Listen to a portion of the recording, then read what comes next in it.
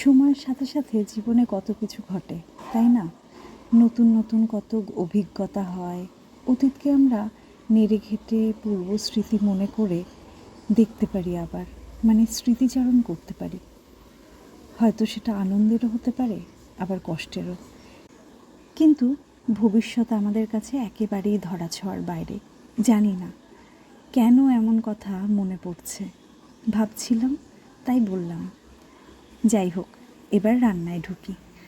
আজ আমার কিছু অফিসিয়াল কাজের জন্য স্কুলে যেতে হয়েছিল, আর সঞ্জীবের ইউনিভার্সিটিও আছে।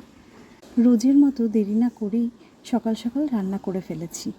আজ রান্না করেছি উচ্ছে ভাজা, কড়া কড়া বাটা মাছ ভাজা, লাউ ঘন্ট, কাঁচা টমেটো দিয়ে মসুর ডাল, আর ডিমের অমলেট করে আলু দিয়ে ঝোল। চিরাচরিত সেদ্ধ ডিমের ঝোল তো আমরা সবাই খেয়ে থাকি। আমরা অমলেট করে ডিমের ঝোল বেশি পছন্দ করি।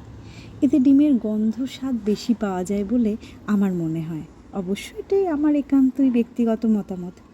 আজ তাহলে আসি, কাল আবার দেখা হচ্ছে। সবাই সবার পরিবারকে নিয়ে সুস্থ থেকো, ভালো থেকো। নমস্কার।